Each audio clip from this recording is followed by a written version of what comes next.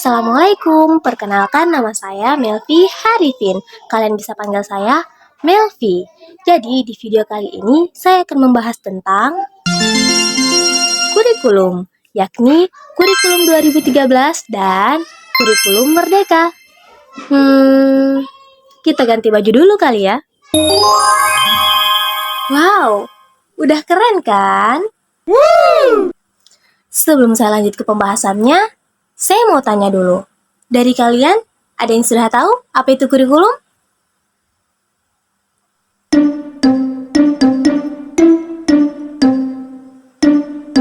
Oke. Cukup. Karena kalian belum tahu, jadi simak pembahasannya baik-baik ya. Jadi, apa sih itu kurikulum? Menurut Undang-Undang Nomor 20 Tahun 2003 tentang Sistem Pendidikan Nasional, kurikulum adalah seperangkat rencana dan pengaturan mengenai tujuan, isi, dan bahan pelajaran. Nah, selanjutnya kita akan membahas pengertian dari kurikulum 2013 dan kurikulum Merdeka.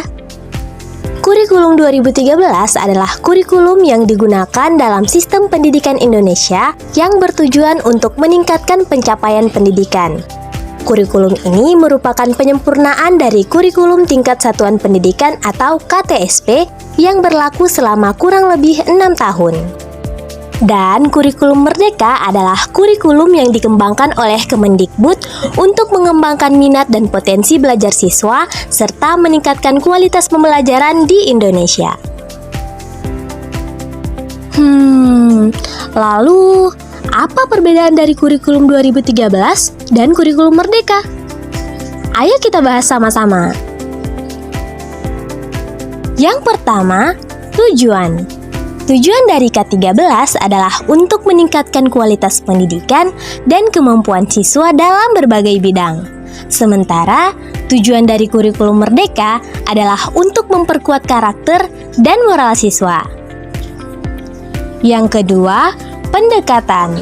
K13 menggunakan pendekatan kompetensi, sedangkan kurikulum Merdeka menggunakan pendekatan karakter dan keterampilan. Yang ketiga, mata pelajaran. K13 memiliki mata pelajaran yang lebih lengkap dan terstruktur, sedangkan kurikulum Merdeka menekankan pada pembelajaran karakter dan moral. Yang keempat, penilaian. K13 menggunakan penilaian akademik yang lebih terstruktur, sedangkan kurikulum Merdeka menggunakan penilaian non-akademik. Selanjutnya, fokus. K13 fokus pada kemampuan akademik siswa secara umum, sedangkan kurikulum Merdeka fokus pada pengembangan karakter dan moral siswa. Dan perbedaan selanjutnya adalah pelaksanaan. K13 lebih terstruktur dan memiliki pedoman yang jelas, sedangkan kurikulum Merdeka lebih fleksibel dan memberikan kebebasan kepada guru untuk mengembangkan pembelajaran. Itulah dia perbedaan dari kurikulum 2013 dan kurikulum Merdeka. Selanjutnya kita bahas apa lagi ya? Nah, selanjutnya kita akan membahas tentang Dasar Hukum Kurikulum 2013 dan Dasar Hukum Kurikulum Merdeka. Dasar Hukum Kurikulum 2013 tercantum dalam Peraturan Menteri Pendidikan dan Kebudayaan Republik Indonesia Nomor 81A Tahun 2013 tentang implementasi kurikulum. Mengatur pedoman tentang pelaksanaan kurikulum 2013 di tingkat satuan pendidikan, mulai dari sekolah dasar hingga sekolah menengah. Sedangkan dasar hukum kurikulum Merdeka adalah Peraturan Mendikbudristek Nomor 12 Tahun 2024. Peraturan ini menetapkan kurikulum Merdeka secara resmi menjadi kerangka dasar dan struktur kurikulum untuk seluruh satuan pendidikan di Indonesia, mulai dari pendidikan anak usia dini, pendidikan dasar, hingga pendidikan menengah. Next, ayo kita bahas apa saja istilah-istilah yang terdapat dalam kurikulum 2013 dan kurikulum Merdeka. Istilah-istilah yang terdapat dalam kurikulum 2013. Yang pertama ada kompetensi inti. Kompetensi inti merupakan kemampuan umum yang harus dicapai oleh peserta didik dalam setiap tingkat pendidikan. Yang kedua, kompetensi dasar. Kompetensi dasar adalah rincian dari kompetensi inti yang lebih spesifik, yang menunjukkan kemampuan yang harus dimiliki siswa dalam setiap materi pelajaran. Yang ketiga, indikator pencapaian kompetensi merupakan langkah-langkah konkret yang menunjukkan pencapaian dari kompetensi dasar. Indikator ini membantu guru dalam mengukur hasil belajar siswa. Yang keempat, model pembelajaran. Model pembelajaran merupakan metode atau strategi yang digunakan oleh guru untuk menyampaikan materi kepada siswa. Yang kelima, materi pembelajaran. Materi pembelajaran adalah konten atau bahan ajar yang digunakan untuk mencapai kompetensi dasar.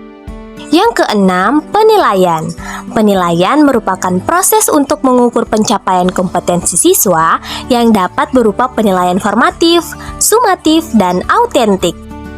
Yang ketujuh, ada rencana pelaksanaan pembelajaran atau RPP. RPP adalah dokumen yang merencanakan kegiatan pembelajaran, termasuk tujuan, metode, dan penilaian. Lalu ada pendidikan karakter. Pendidikan karakter merupakan pendekatan untuk membentuk karakter peserta didik melalui pembelajaran yang berorientasi pada nilai-nilai moral dan etika. Next, ada sistem penilaian. Sistem penilaian adalah metode untuk menilai proses dan hasil belajar siswa, termasuk aspek kognitif, afektif, dan psikomotor. Yang terakhir ada tema dan subtema. Dalam pembelajaran, tema merujuk pada topik besar, sedangkan subtema adalah bagian dari tema yang lebih spesifik. Nah, itu dia istilah-istilah yang terdapat pada kurikulum 2013.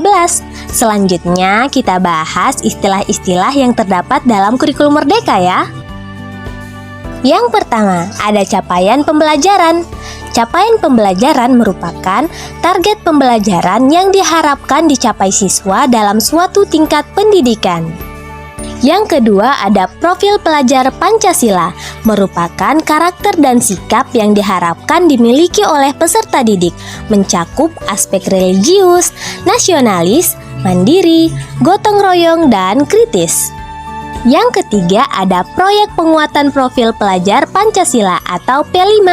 P5 merupakan kegiatan proyek yang bertujuan untuk mengembangkan sikap dan nilai-nilai dalam profil pelajar Pancasila.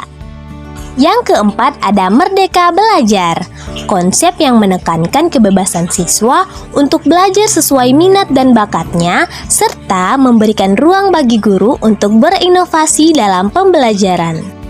Selanjutnya ada kegiatan ekstrakurikuler, merupakan kegiatan yang dilakukan di luar jam pelajaran formal untuk mendukung pengembangan karakter dan keterampilan siswa. Next, ada asesmen formatif dan asesmen sumatif. Asesmen formatif merupakan metode penilaian untuk mengevaluasi proses belajar, sedangkan asesmen sumatif merupakan hasil akhir pembelajar. Lalu ada kurikulum tingkat satuan pendidikan atau KTSP, merupakan kurikulum yang dikembangkan oleh satuan pendidikan sesuai dengan konteks dan kebutuhan lokal. Next, ada pembelajaran berbasis proyek, merupakan model pembelajaran yang menggunakan proyek sebagai inti untuk membangun pengetahuan dan keterampilan siswa. Lalu ada layanan khusus, merupakan program atau dukungan untuk memenuhi kebutuhan siswa dengan beragam latar belakang dan kemampuan.